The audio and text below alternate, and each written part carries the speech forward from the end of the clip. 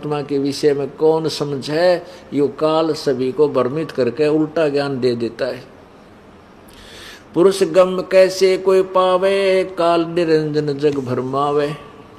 तीन लोक अपने सुत दीना, सुन निरंजन बासालीना। अपने तीनों पुत्रों को ये तीन लोक देके और स्वयं ब्रह्मलोक में सबसे ऊपर के स्थान पर ये काल विराजमान है, सुन शिखर में बैठा है।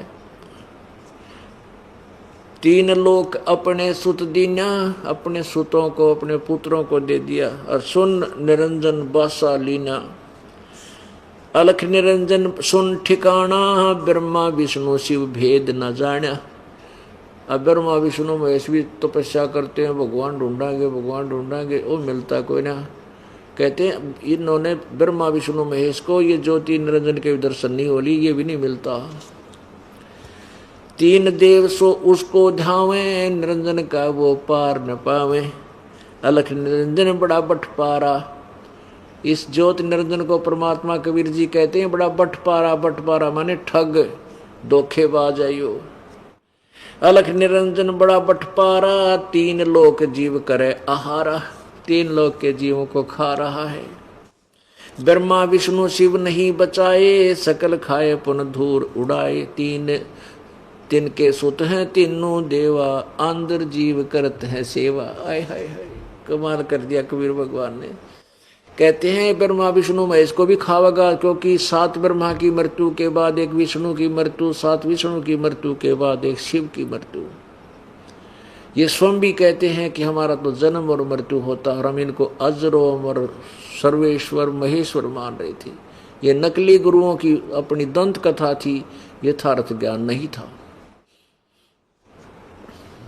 अभी आपको देवी भागवत 3 स्कंद में विष्णु जी की वाणी सुनाता हूं कि वो खुद कहते हैं कि मैं ब्रह्मा और विष्णु सब नाशवान है, हमारा जन्म और मृत्यु होता है।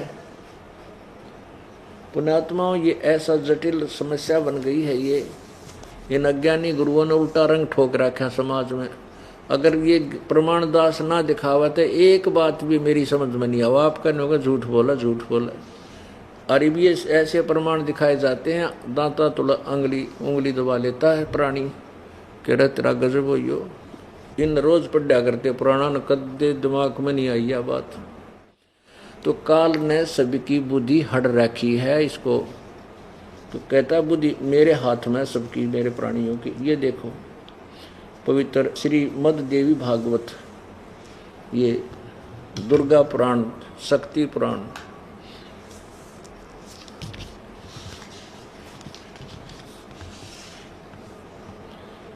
ये श्रीमद देवी भागवत, प्रकाशक हनुमान प्रसाद पोदार, चिमनलाल गोस्वामी। ये गीता प्रेस गोरखपुर से प्रकाशित है। प्रकाशक में मुद्रक गीता प्रेस गोरखपुर, गोविंद भवन कार्यालय कोलकाता का संस्थान। अब इसके 123 पृष्ठ पर दिखा दूंगा आपको। कहते हैं समझदार को संकेत ही बहुत होता है।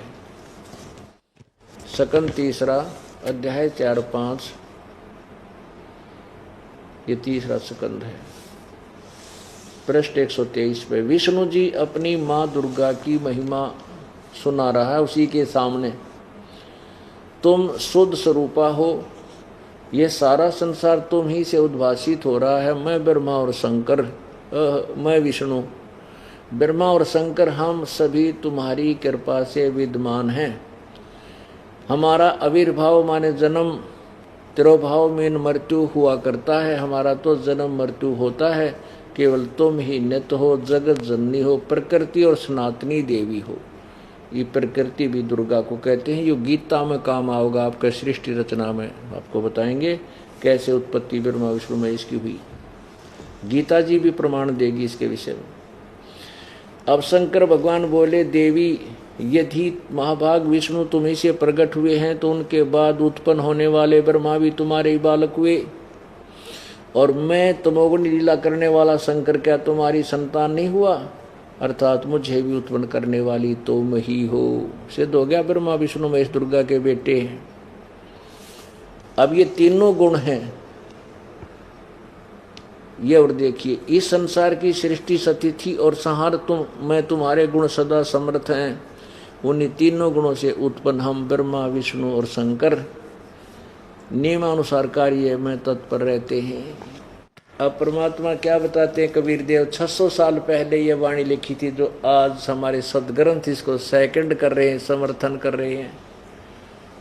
और नकली गुरुओं ने जो गीत संस्कृत के ज्ञाता कहलाते थे, कह का भी पता नहीं था क्या लिखा सदग्रंथों में। अब देखिए परमात्मा कबीर जी की वाणी, तीन पुत्र अष्टंगी जाए, ब्रह्मा विष्णु शिव नाम धराए।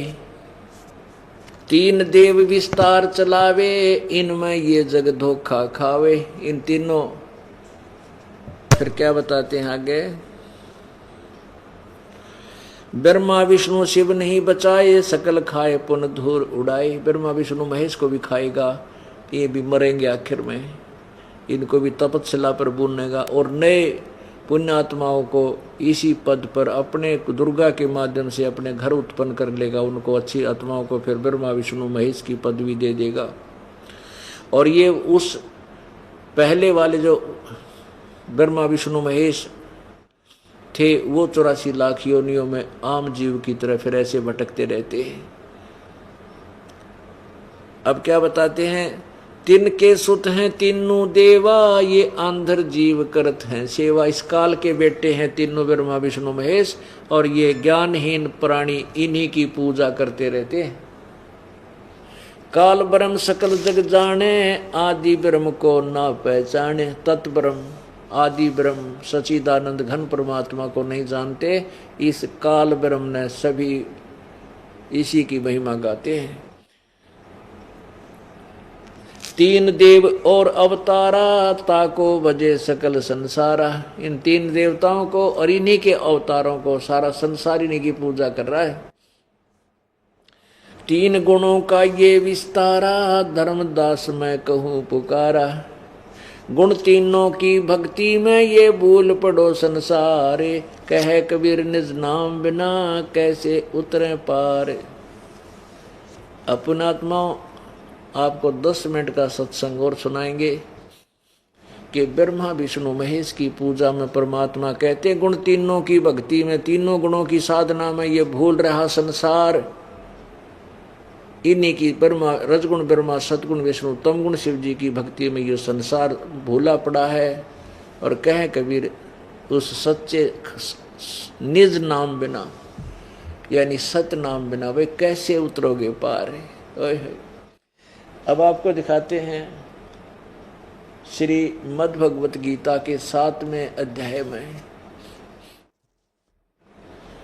तीनों गुणों रजगुण ब्रह्मा सतगुण विष्णु तमगुण शिव जी की पूजा करने वालों को के संज्ञा दी है।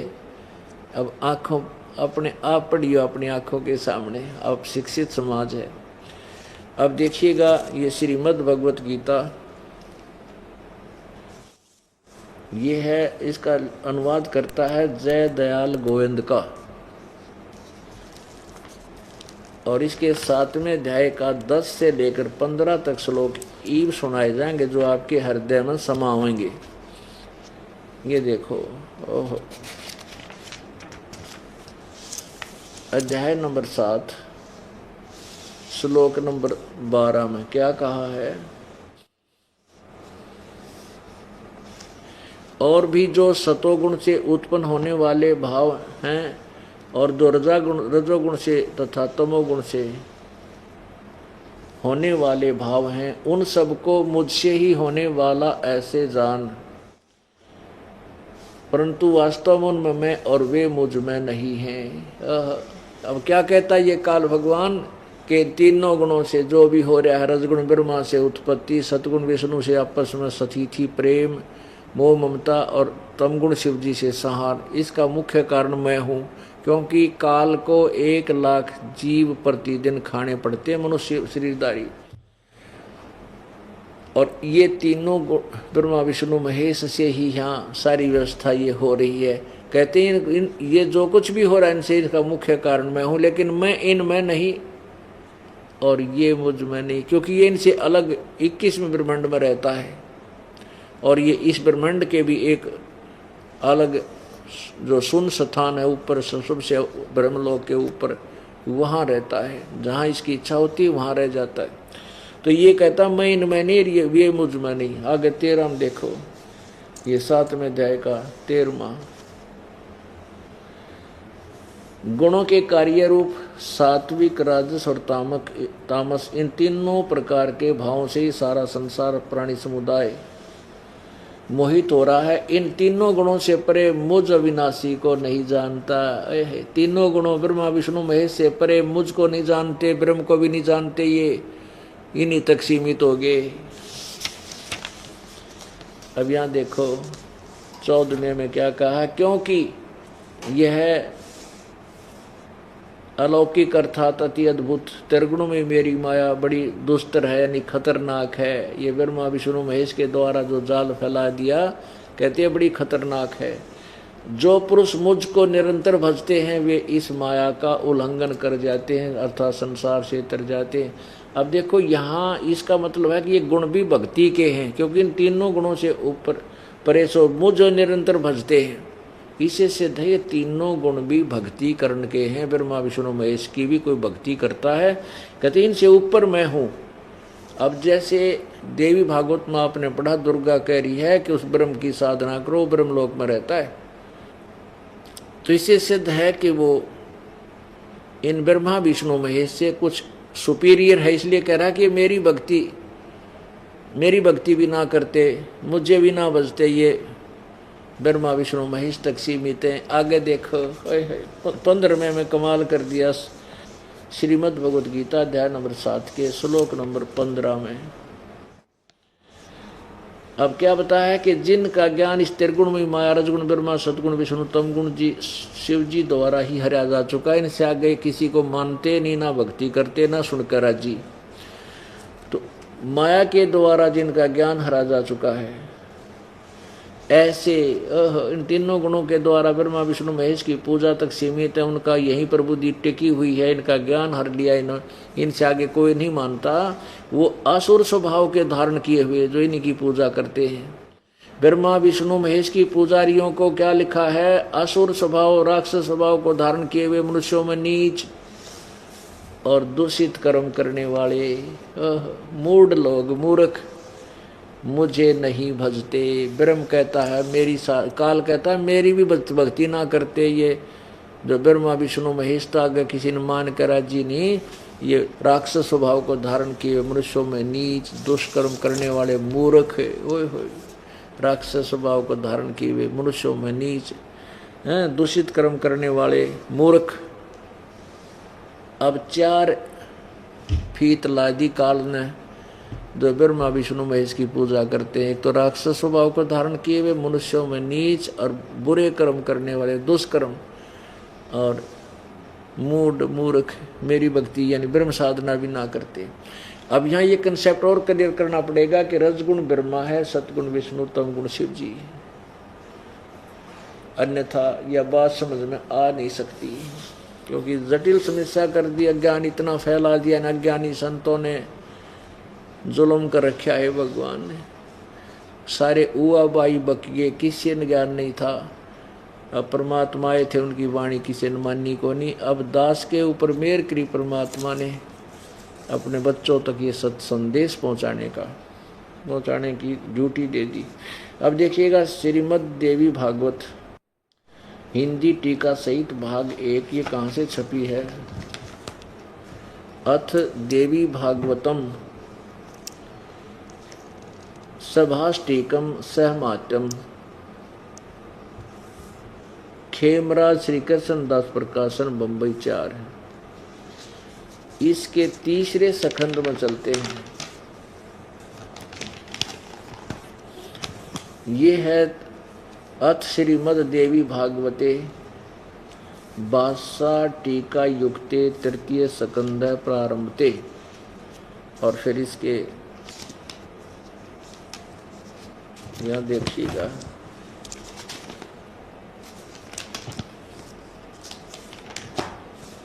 ये है 11वां पृष्ठ 11वां पृष्ठ है और तृतीय स्कंद अध्याय 5 में और श्लोक नंबर 8 में 7 यहाँ समाप्त हो गया 8वां। अब भगवान शंकर कह रहे अपनी माँ दुर्गा से, हे माता, यदि हमारे ऊपर सदा दयायुक्त हो, आप सदा आप दयायुक्त हो, तो हमको तमोगुण में किस प्रकार प्रदान किया, यानी मैं तमोगुण क्यों बना दिया, ब्रह्मा रजोगुण और हरि यानी विष्णु को तूने सतोगुण क्यों बना दिया, सतोगुण युक्त क्यों किया है, युक्त किए हैं। अब देखो, अब इसकी संस्कृत पढ़ो, अब हिंदी देखिए अपन है। हे माता, यदि हमारे ऊपर आप सदा आप दया युक्त हो, तो हमको तमोगुण में किस प्रकार प्रदान किया है, और ब्रह्मा रजगुण और हरि सतगुण। अब यहाँ देखियो, अब ये 7वां श्लोक समाप्त हुआ। संस्कृत में 8वां प्रारंभ होता है। यदि दया धर्मना न सदा अंबिके कथम अहम विहित च। शंकर भगवान कहता है कि मुझे क्यों बना दिया, कथम माने कैसे, अहम माने मैं, विहिता माने बना दिया तमोगुण, मुझे तमोगुण क्यों बना दिया, और कमल से उत्पन्न होने वाले ब्रह्मा को आपने रजोगुण संभाव क्यों रजोगुण बना दिया। असुहित किमो सतोगुण हरि, आपने सतोगुण हरि को क्यों बना दिया। इति सिद्धम, रजगुण ब्रह्मा है, सतगुण विष्णु है, तमगुण शिव जी है। और आपने अभी केवल हिंदी वाली में भी आपने गीता प्रेस वाली में भी पढ़ा। शंकर भगवान कहता है कि हम तीनों गुणों से उत्पन्न, हम ब्रह्मा और विष्णु और शंकर, हम तो आपके द्वारा दिए आदेश का पालन करते हैं। अब ये सिद्ध हो गया कि इन तीनों गुणों की पूजा करने वाले रजगुण ब्रह्मा, सतगुण विष्णु, तमगुण शिव जी, पूजा करने वाले ये कभी पार नहीं हो सकते। ये परमात्मा कबीर परमेश्वर जी कहते हैं, गुण तीनों की भक्ति में ये भूल पड़ो संसारे, कह कबीर निज नाम बिना वही कैसे उतरो पार। अपने आत्मा जिस परमेश्वर के विषय में ये कहा जा, कबीर साहब एक दुल्हा था, कवि था, वो तो एक भगत था, न्यों क्या करते, अरे तो भगवान था। सारे सदग्रंथों को उंगलियों पर अटैक, इसके उंगलियों पर थे, इसी का दिया हुआ ज्ञान है ये, ब्रह्म ने ब्रह्मा को दे दिया, और ब्रह्मा इसने समझ नहीं सका। फिर परमात्मा ने आकर के ये सिंपल लैंग्वेज में ये ज्ञान बनाया, क्योंकि उसमें इन अज्ञानी लोगों ने ठेका ले रखा था, कब्जा कर रखा था संस्कृत के ऊपर, और सभी सदग्रंथ संस्कृत में थे। जनसाधारण तक ये ज्ञान नहीं जा सकता था। परमेश्वर ने आके सिंपल लैंग्वेज में लिपिबद्ध करवाया, जो आज अपने काम आ गया और हम सदग्रंथों को पहचान सके। बोलो सतगुरुदेव। परम पिता परमात्मा पूर्ण ब्रह्म, सारी सृष्टि के रचनहार कुल मालिक कबीर देव, अल्लाह अकबर, अल्लाह कबीर, हक्का कबीर, कबीर अग्नि, कबीर देव, कबीर अमितोजा। ये प्रत्येक सदग्रंथ में भाषा भिन्न उस परमेश्वर पूर्ण ब्रह्म के नाम हैं। वही परमात्मा अपने ओरिजिनल नाम तय, जो उनका वास्तविक नाम है प्रभु का, उसी नाम को लेकर के बनारस में सन 1398 संवत 1455 में एक शिशु रूप धारण करके लहरतारा तालाब में कमल के फूल पर प्रकट हुए। वहां से उनको एक नीरू नीमा नाम के मुसलमान जुलाहे, जो पहले हिंदू थे, हिंदू से मुसलमान बना दिया गए थे। उनके कोई संतान नहीं थी। परमात्मा की कृपा ने उन पर कृपा की, उनको संतान रूप में वहाँ कमल के फूल पर सतलोक से आकर के विराजमान होकर के प्राप्त हुए। और उस परमेश्वर ने 5 वर्ष की आयु लीला में, 5 वर्ष की आयु में ही उन विद्वानों के, महर्षियों के और हिंदू तथा मुसलमान धर्म के धर्म गुरुओं के छक्के छुड़ा दिए ज्ञान में, लेकिन उसमें क्या था कि उसमें शिक्षा का अभाव था। ना मुसलमान शिक्षित थे, ना हिंदू शिक्षित थे।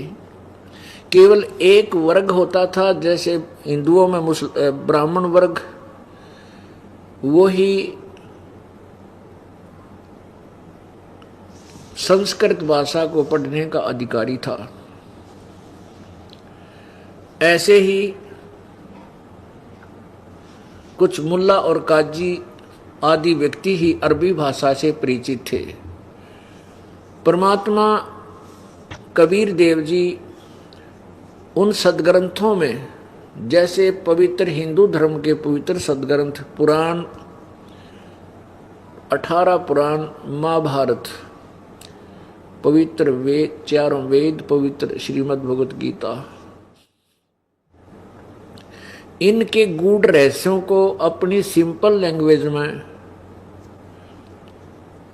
एक जनसाधारण समझ सके ऐसी भाषा में बोल के बताया करते थे। इसी प्रकार लेकिन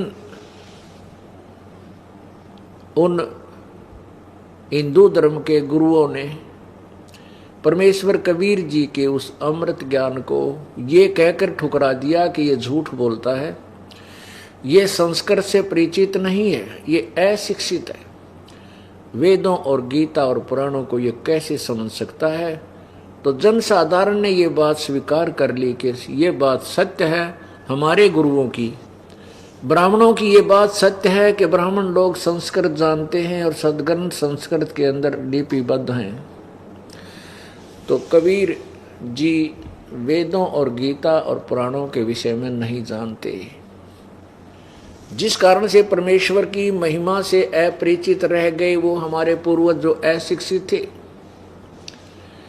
इसी प्रकार परमात्मा कबीर देव जी पवित्र कुरान शरीफ के गूढ़ रहस्यों को बताया करते थे, पवित्र बाइबल के गूढ़ रहस्यों को बताया करते थे।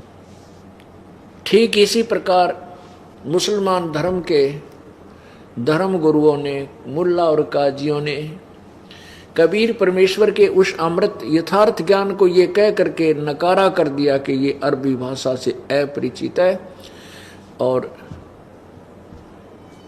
पवित्र कुरान शरीफ अरबी भाषा में लिपिबद्ध है, ये झूठ बोलता है। पुण्यात्माओं कहते हैं सत्य को कुछ दिन दबाया जा सकता है, मिटाया नहीं जा सकता।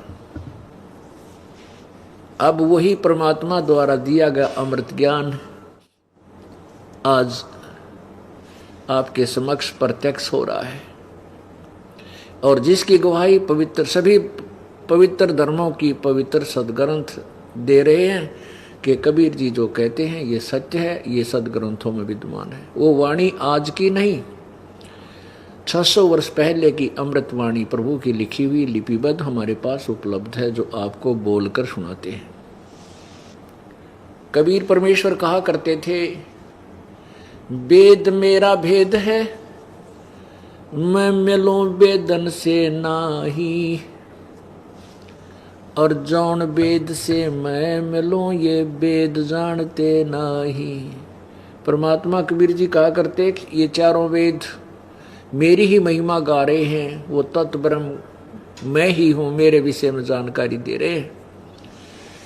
लेकिन मेरी पूजा की विधि, मेरी प्राप्ति की विधि, मेरे सतलोक जाने की विधि इन चारों वेदों में वर्णित नहीं है। इसलिए इन वेदों में वर्णित विधि से मैं नहीं मिल सकता, परंतु मेरा वेद मेरे विषय में संकेत कह दे रहे हैं। और जौन वेद से मैं मिलूं, उस 5वें वेद से, जिस वेद से मैं मिलूं ये वेद जानते ना, यानी 5वां वेद जो अब आपके समक्ष प्रत्यक्ष हो रहा है, इसके विषय में वेदों में वर्णन नहीं है। उस परमात्मा के पाने की विधि पर कबीर वाणी में है। कबीर वाणी कहो, कबीर वाणी कहो, और वो तत्वदर्शी संत ही उसको समझ और समझा सकता है। कबीर परमेश्वर जी ने इस दास को तत्वदर्शी संत बनाया और अब सदग्रंथों का गूढ़ रहस्य अपनी प्यारी आत्माओं तक पहुंचाया। पुण्यात्माओं, हम परमात्मा की भक्ति किस लिए करते हैं? जब तक हमें तत्व ज्ञान नहीं है तब तक हम अपने पूर्व संस्कारों से जो पुण्यात्मा होती हैं वो परमात्मा की तलाश खोज में रहती है। प्रारंभ कहाँ से करते हैं? उनको सुनने को मिलता है कि परमात्मा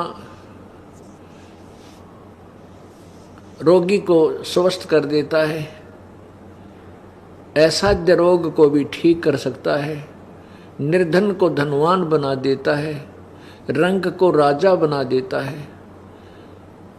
आने वाली आपत्तियां जो प्रारब्ध के अंदर हमारे अंदर दुख होते हैं, जो हमारे पाप कर्मों के कारण हमें कष्ट आने होते हैं, उनसे भी बचाव कर देता है। इस उद्देश्य से हम परमात्मा की तलाश में चलते हैं। फिर जैसी भी भक्ति विधि किसी संत महंत या धार्मिक गुरु ने बता दी, हम उसे प्रारंभ कर देते हैं, क्योंकि हमारे पास कोई निर्णायक ज्ञान नहीं था, कोई ऐसा पैमाना नहीं था, ऐसा कोई स्केल नहीं था जिसे हम तोल सकें। उस गुरु द्वारा बताए गए धार्मिक अनुष्ठान को, धार्मिक विधि को, जिस कारण से हम जिस भी संत ने या गुरु ने, ऋषि महर्षि ने जो भी भक्ति विधि बताई, हमने सहर्ष स्वीकार की और समर्पण भाव से जैसा भी वो बताते थे वैसे हमने किया, लेकिन लाभ कोई नहीं हुआ। एक समय सिकंदर लोधी राजा को, जो मुसलमान धर्म से संबंध रखता था, उसको एक भयंकर रोग हो गया, असाध्य रोग हो गया, जलन का रोग। जलन का रोग इतना भयंकर होता है कि जैसे किसी का हाथ जल जा गर्म पानी में, या अग्नि से, या चाय गिर जा हाथ पर, जल उबलती हुई दूध गिर जावे, फिर उसको कितनी पीड़ा होती है,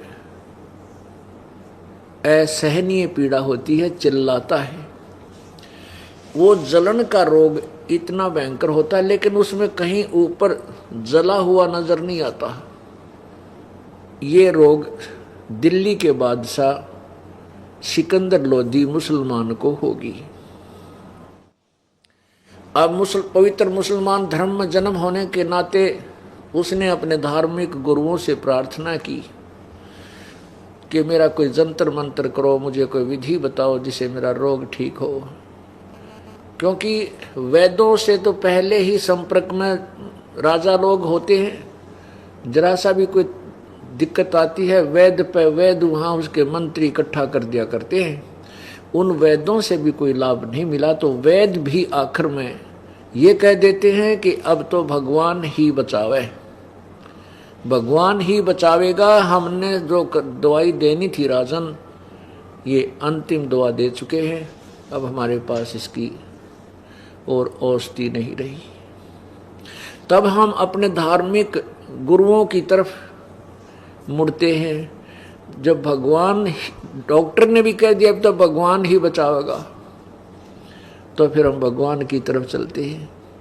अपने धार्मिक जितने भी जंतर मंत्र करने वाले या कोई भी संत रूप में, औलिया रूप में जो सुप्रसिद्ध थे, उन सबसे संपर्क साधा गया और जैसा भी उन्होंने बताया राजा के स्वास्थ्य के लिए वो सब क्रियाएं मुसलमान धर्म अनुसार की गई, लेकिन नो यूज एट ऑल, कोई लाभ नहीं हुआ। सती थी ज्यों की तो बनी रही। फिर क्या बताया किसी ने कि ऐसे एक वहाँ धार्मिक गुरु हैं हिंदुओं का, वो बड़े पर पहुँचे हुए संत हैं, उनसे भी संपर्क साधा गया।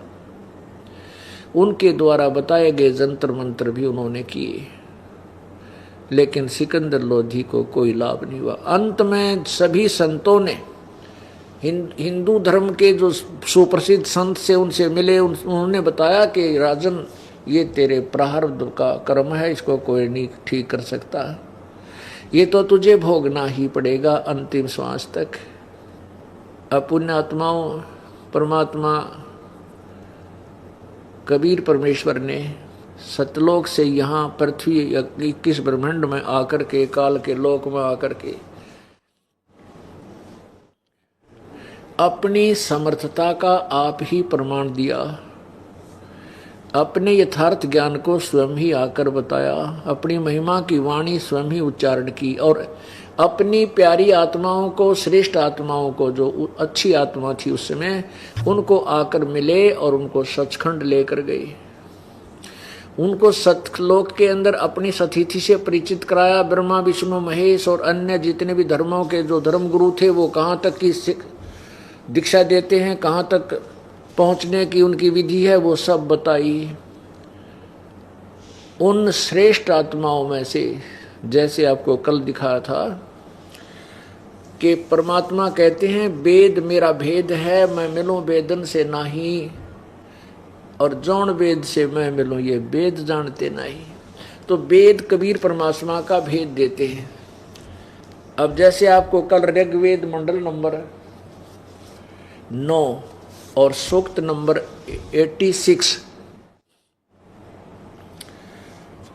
यानी 86 के मंत्र नंबर 26-27 में दिखाया था, बताया था कि वो परमात्मा कबीर है और वो अपने सतलोक से चलकर आता है और यहाँ आकर के अपनी श्रेष्ठ आत्माओं को मिलता है, दृढ़ भक्तों को यानी श्रेष्ठ आत्माओं को मिलता है और उनको अपना भेद देता। देखिएगा पवित्र ऋग्वेद, ये कहाँ से प्रकाशित है,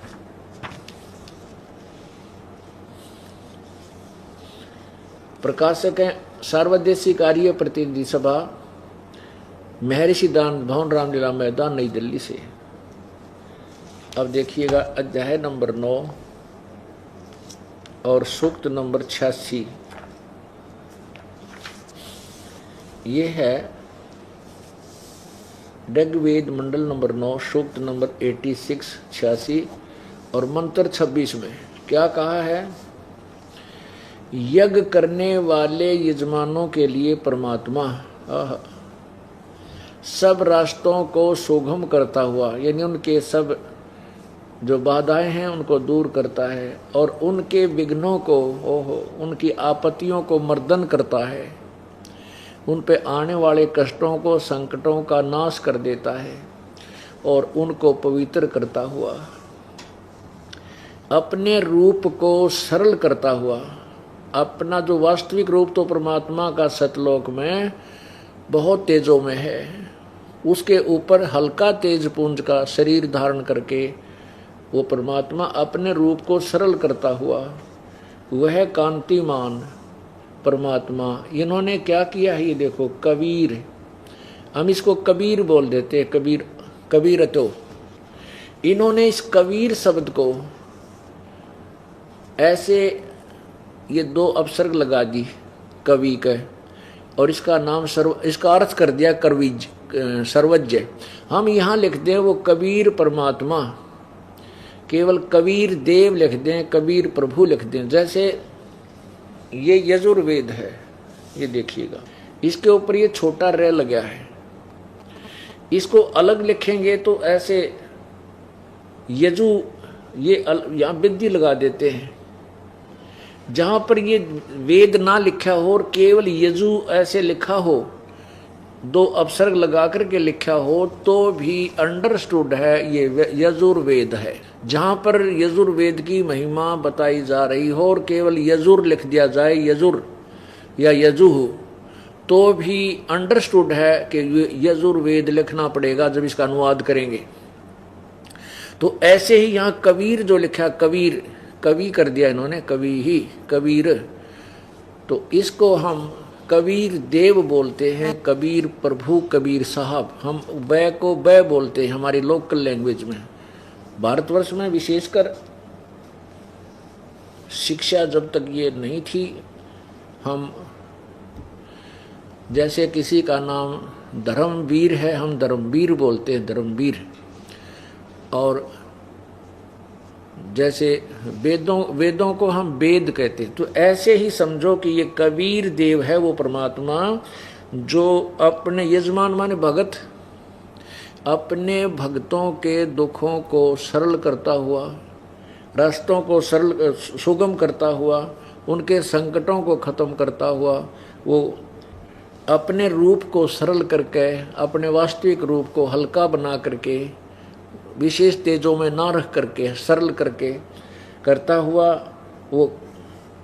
वह करता हुआ वह कांतिमान, ये देखिएगा, अपने रूप को सरल करता हुआ वह कांतिमान परमात्मा कबीर देव है। हमें लिख दे कबीर देव, वो परमात्मा कबीर देव विद्युत के समान, बिजली की तरह एकदम, जैसे बिजली ऊपर चमकती है, इतनी देर में परमात्मा सतलोक से यहाँ लेता है। पहुंचूंगा क्षण एक में अपने जन के हेत, ये उसी का प्रमाण है। क्रीड़ा करता हुआ वर्णीय पुरुषों को प्राप्त होता है। वर्णीय माने श्रेष्ठ, यानी अच्छी आत्माओं को, पुण्य आत्माओं को मिलता है। जैसे किस किस को मिला? आदरणीय धर्मदास साहिब जी को मिला, आदरणीय दादू साहिब जी को मिला, आदरणीय मलुकदास साहिब जी को मिला, आदरणीय नानक साहिब जी को मिला, आदरणीय गीसा साहिब जी को मिला, आदरणीय गरीबदास साहिब जी को मिला। वो कबीर परमात्मा है। और इन प्रत्यक्ष दर्शा संतों ने उस कबीर परमात्मा जो धानक रूप में बनारस में आए थे, उसकी महिमा कलम तोड़ गारा लिख रखी है अपनी अमृतवाणियों में। आगे फिर देखिएगा, अब ये 27वां देखना, प्रेम की वे सैकड़ों धाराएं जो नाना रूप में सतिथि को लाभ कर रही हैं परमात्मा, वे परमात्मा को प्राप्त होती हैं। प्रकाश पुंज परमात्मा को बुद्धि वृत्तियां विजय करती हैं। जो परमात्मा ध्यूलोक में, ध्यूलोक माने ऊपर तेजों में लोक में, लोक के ध्यूलोक माने तेजों में लोक, यानी सतलोक समझो इसको, तीसरे पृष्ठ पर विराजमान है। तीसरे पृष्ठ माने भाग, सतलोक के उस ऊपर के तेजों में लोक के तीसरे भाग में पृष्ठ में विराजमान है, वहां रहता, एक देशीय है और प्रकाश रूप है, यानी तेजों में है, उसको बुद्धि वृत्तियां प्रकाशित करती हैं। अब इसमें सिद्ध हो गया कि वो कबीर परमात्मा है जो ऊपर के तीसरे लोक में है। जैसे पहला लोक ब्रह्म का, दूसरा लोक परब्रह्म का, और तीसरा वो सतलोक है परमात्मा का। तो यहां से हम गिनते हैं तो ऐसे तीसरे लोक में ये कबीर देव, कबीर परमात्मा विद्यमान है, वहां रहता है। अब परमेश्वर ने स्वयं आकर के अपनी महिमा आप बताई है कि हम सतलोक में रहते हैं। दास गरीब अधर बसूं अवगत सत कबीर। आदरणीय गरीबदास साहिब जी ने परमेश्वर कबीर देव के विषय में बताया है कि वो परमात्मा ने हमें बताया कि मैं अधर यानी ऊपर के लोक में, सतलोक में रहता हूँ और यहाँ भी आता रहता हूँ। अब 9वें अध्याय के 82वें श्लोक में देखिएगा, मंडल नंबर 9 के सूक्त नंबर 82 में परमात्मा साकार है, मनुष्य सदृश्य है।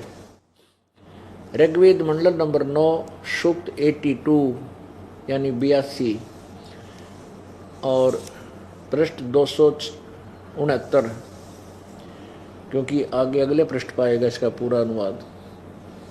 मंत्र नंबर 1, जो सो माने सर्व उत्पादक प्रभु, यानी सबकी उत्पत्ति करने वाला परमात्मा, प्रकाश रूप, सद्गुणों की वृष्टि करने वाला, पापों के हरण करने वाला, पाप नाशक, वह राजेव, राजेव माने राजा जैसा, राजा की तरह, यानी साकार, राजा के समान दर्शनीय है, देखने योग्य है। फिर निराकार की तरह भाई, ये आर्य समाज के लोग, ये पदाधिकारी इस मोटे दिमाग वाले दयानंद की उस अज्ञान छुरी को ढोल पट बजा कर पीटते फिरा करते थे।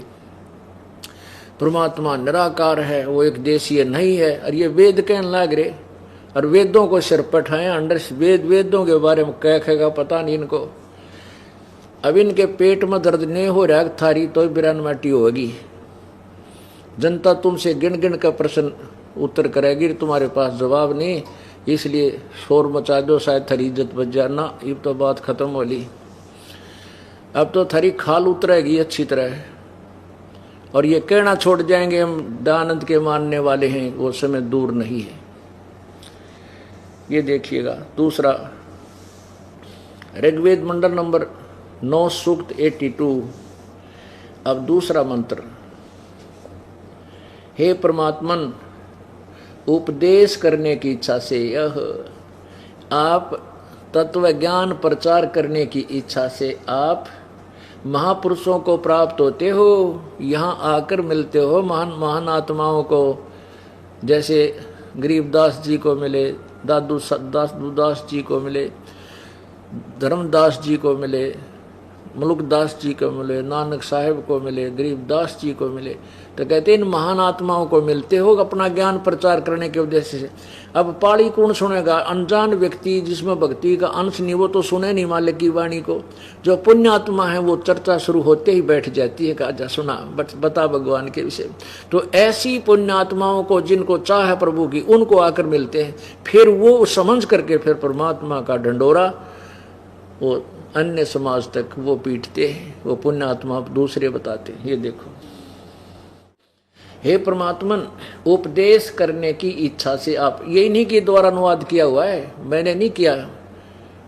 ये देखो अनुवाद भी इन्हीं के द्वारा किया हुआ जो ठेका ले रहे थे निराकार बताने का।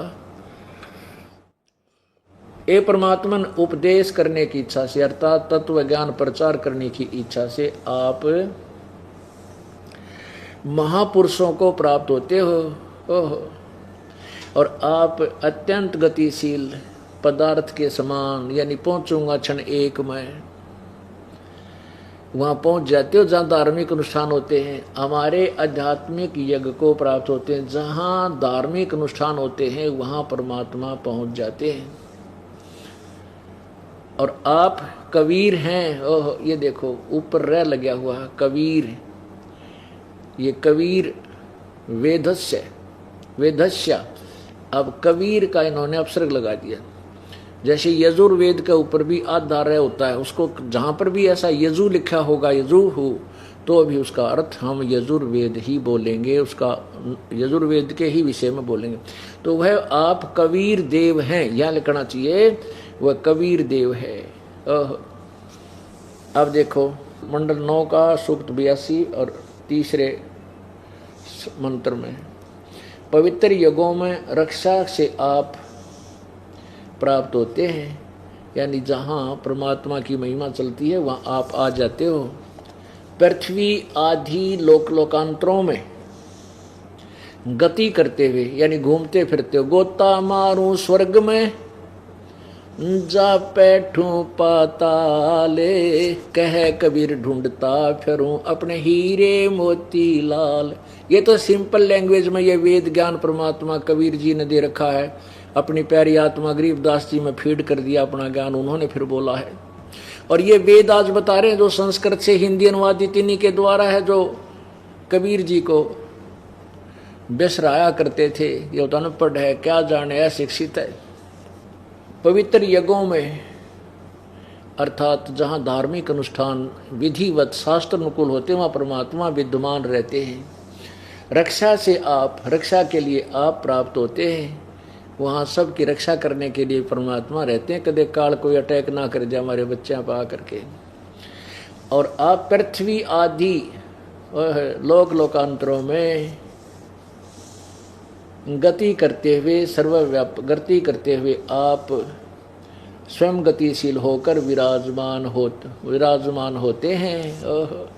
परमात्मा कहते हैं गोता मारू स्वर्ग में जा बैठूं पाताल, और गरीबदास ढूंढता फिरूं मैं अपने हीरे माणिक लाल।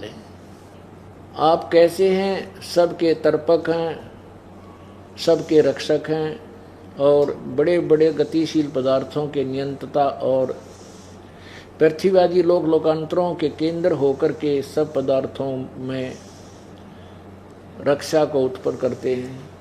अभी अनुवाद तक में करना नहीं आया, पर फिर भी कुछ तो सच्चाई इनकी लेखनी से भी उजागर होगी है। अभी ये कुछ दिखाने का तात्पर्य, दास का ये उद्देश्य तात्पर्य ये है कि हमारा पवित्र हिंदू धर्म वेदों को ऑथेंटिक मानता है, बिल्कुल नो डाउट जो वेद में लिखा। अब वेद बताने लग रहे हो कबीर परमात्मा है, और वो जो परमात्मा की वाणी ये दास 15-20 वर्ष तक यही गुणगान गा रहा था जब तक वेद दास ने देखे भी ना थे। और ये वाणी आज की नहीं है, ये वाणी तो 600 वर्ष पहले और फिर आज से 250 वर्ष पहले कबीर साहब जी ने खुद और फिर गरीबदास जी को दी। वही गरीबदास जी ने ये ज्ञान प्रचार किया। आंखों देखा, गरीबदास जी ने स्वयं देखा परमात्मा को सतलोक में, फिर यहाँ आकर बताया कि वो कबीर परमात्मा है जो बनारस में जुलाहे रूप में धानक रूप में भूमिका किया करता था।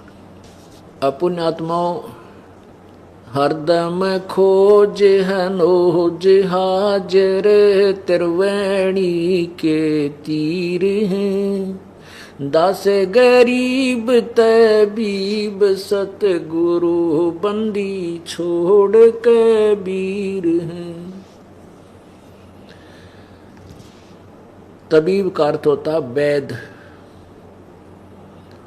परमात्मा सब वेदों के वैद हैं और बगैर औषधि के वो परमात्मा पूर्ण ब्रह्म हमारे असाध्य रोग को भी ठीक कर सकते हैं।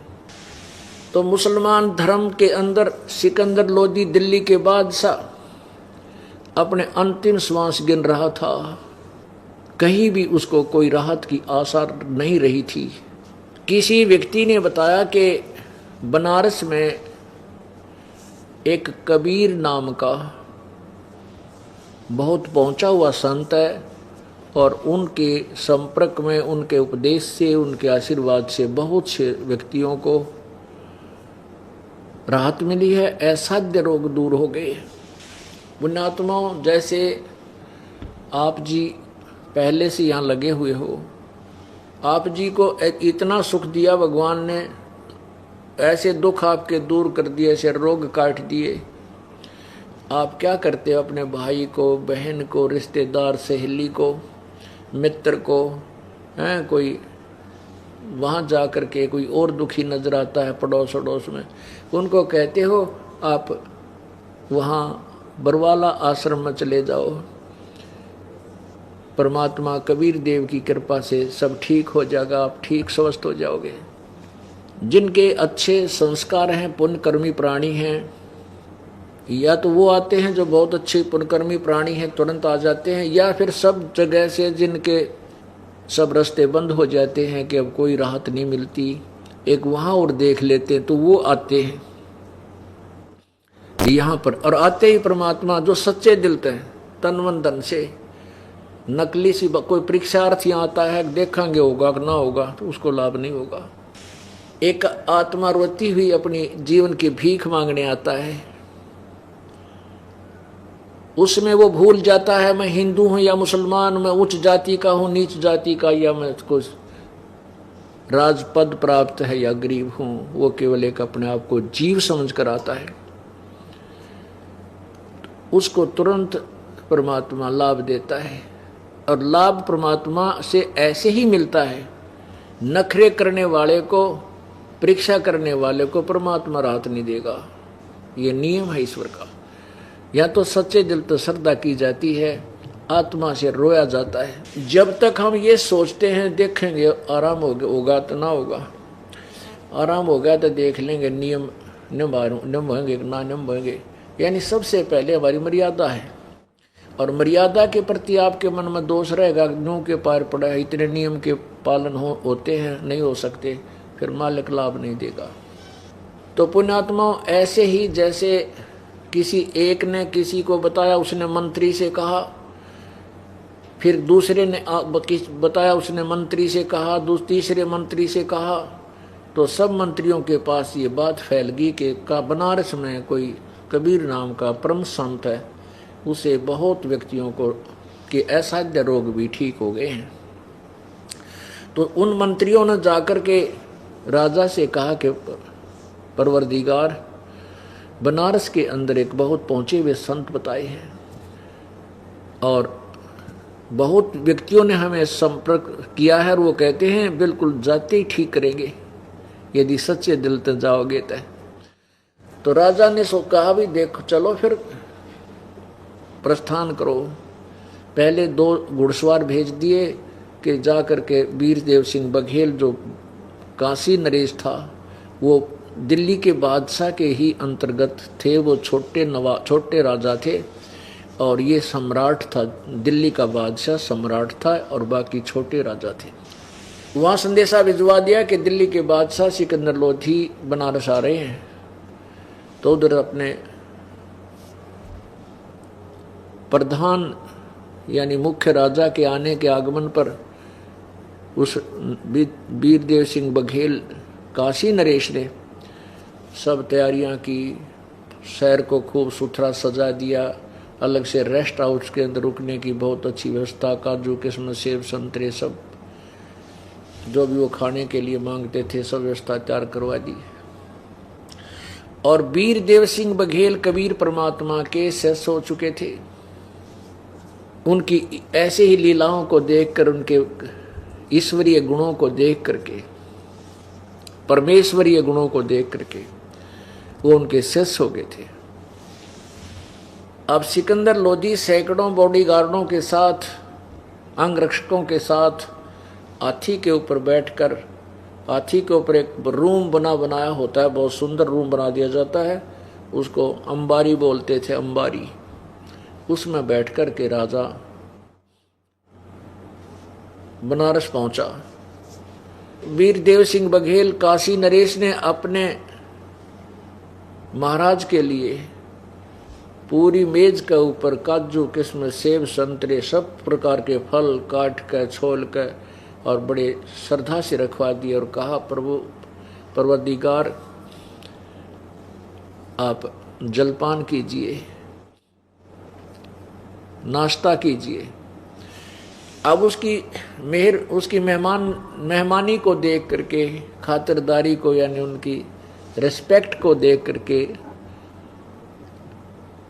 सिकंदर लोधी बड़ा प्रसन्न हुआ और कहा वीरदेव सिंह, मैं तेरे इस स्वागत का, मेरे स्वागत का धन्यवाद करता हूँ, मैं तेरे से अति प्रसन्न हूँ, लेकिन मैं खा कुछ नहीं सकता, मुझे माफ कर। तो वीरदेव सिंह बघेल ने पूछा क्या बात राजन, कोई अस्वस्थ हो? अस्वस्थ क्या, मैं तो अंतिम सांस गिन रहा हूँ और मैंने सुना है कि यहाँ कोई कबीर नाम का संत है, क्या आप परिचित हो?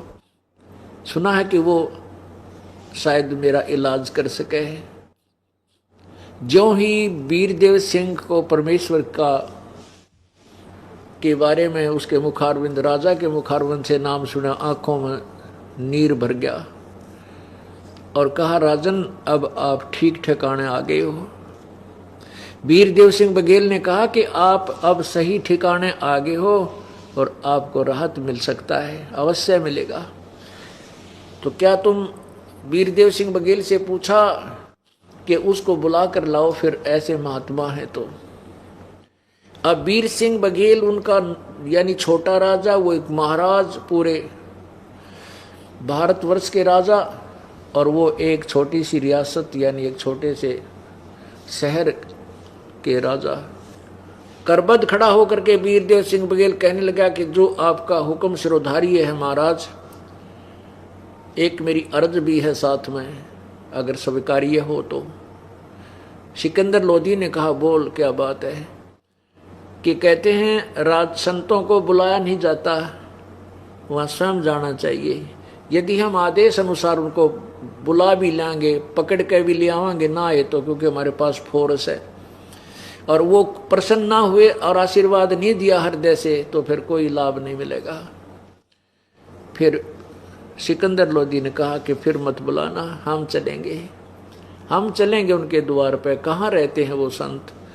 यही विचार करके वीर सिंह बघेल ने पता था कि दिन में तो परमात्मा कहीं कपड़ा बुनते हैं या कहीं सत्संग आदि में चले जाते हैं अपने आसपास नगर में किसी भक्तों से मिलने, और शाम के समय रामानंद नाम के एक महर्षि रामानंद जी, वो ब्राह्मण जाति से संबंध रखते थे। वो भी कबीर परमात्मा की कृपा से उनके तत्व ज्ञान को और उनकी समर्थता को आंखों देख करके, सब प्रमाणों को और सतलोक को देख करके वो कबीर जी के शिष्य हो चुके थे। लेकिन परमात्मा कबीर जी ने कहा था कि आप मेरे औपचारिक गुरु बने रहना, नहीं तो काल के दूत और ये काल भगवान आने वाले समय में समाज को भ्रमित कर देगा कि कबीर जी ने कौन सा गुरु बनाया था। गुरु की आवश्यकता नहीं है और गुरु के बिना पार जीव हो नहीं सकता। इसलिए रामानंद जी ने केवल लोग दिखावा अपने आप को परमेश्वर कबीर जी के गुरु बने थे, लेकिन अंदर से वो उनको भगवान तुल्य श्रद्धा रखते थे कबीर जी में। और कबीर परमात्मा शाम के समय प्रतिदिन स्वामी रामानंद जी के उस आश्रम में जाते थे। तो वीर सिंह बघेल को पता था कि शाम के समय परमात्मा, क्योंकि 12 बजे तो पहुंचा था वो सिकंदर लोधी, फिर बातचीत होते घंटा डेढ़ फिर बीत गया, 2 बज गए। कहने लगे शाम के समय, और वहाँ रामानंद जी के आश्रम में आते हैं, तो सिकंदर लोधी को लेकर के वहीं चल पड़े। अब रामानंद जी के मुख्य द्वार पर, उस आश्रम के मुख्य द्वार पर पहरेदार खड़ा था, सेवादार खड़ा था पहरे पे। उससे वीरदेव सिंह बघेल को पता था कि रामानंद जी मुसलमानों से बात नहीं करते, और यदि मैं कहूँगा अपने राजा को कि बाहर ही बैठना पड़ेगा तो ये काली मान जाएगा और मेरे को सजा दे दे, मेरा राज्य ना छीन ले। इसलिए ये राजनीति से काम लेते हैं राजा लोग, राज अधिकारी। द्वार पर खड़े हुए उस पहरेदार से कहा वीरदेव सिंह बघेल ने कि भगत जी आप मुझे पहचानते हो? कहा जी खूब पहचानता हूँ, आप नरेश हैं बनारस के, और ये दिल्ली के बादशाह सिकंदर लोधी हैं। अब सिकंदर लोधी से सब परिचित थे कि मुसलमान है और दिल्ली का बादशाह है। ये कबीर जी से मिलने आए हैं, क्या कबीर जी आ चुके हैं आश्रम में? तो उस पहरेदार ने कहा कि नहीं राजन, अभी आए नहीं हैं। कितनी देर में आएंगे?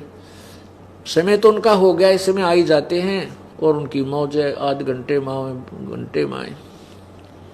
तो वीर सिंह ने कहा कि आप स्वामी रामानंद जी से कहिए दिल्ली के बादशाह सिकंदर लोधी अंदर आश्रम में विश्राम करना चाहते हैं जब तक कबीर जी आते हैं आए, क्योंकि इनको कुछ तकलीफ है, ये अपना इलाज के लिए, अपने समाधान के लिए उनसे मिलेंगे। अब वीर सिंह ने सारी बता भी दी कि दिल्ली का बादशाह है, मुसलमान आ रहा है, और आज्ञा लिया। वीर सिंह को पता था कि स्वामी रामानंद जी जो थे ये अन्य जाति वालों से तो प्यार करने लगे थे, छुआछूत ये तो भूल गए थे कबीर परमात्मा की कृपा से, लेकिन मुसलमानों से अब भी नफरत किया करते थे। अब वो पहरेदार अंदर गया, रामानंद जी साथ ही बैठे थे थोड़ी सी साइड में, और पहरेदार ने कहा कि महाराज स्वामी जी दिल्ली के बादशाह सिकंदर लोधी आए हुए हैं, वो कबीर जी से मिलना चाहते हैं, तब तक वो यहाँ आश्रम में आपके यहाँ आना चाहते हैं। अब रामानंद जी ने कहा कि उसको कह दो वो बाहर ही खड़ा रहे, उन काफिरों के, उन मलेच्छों के लिए जो मांस खाते हैं उनके लिए मेरे आश्रम में स्थान नहीं है। ये वचन जो ऊंचे आवाज से रामानंद बोल रहा था, सिकंदर लोधी भी सुन रहा था। सत साहेब, अगर आपको सत्संग वीडियो अच्छी लगी हो तो हमारे चैनल को लाइक करें, सब्सक्राइब करें। सत साहेब।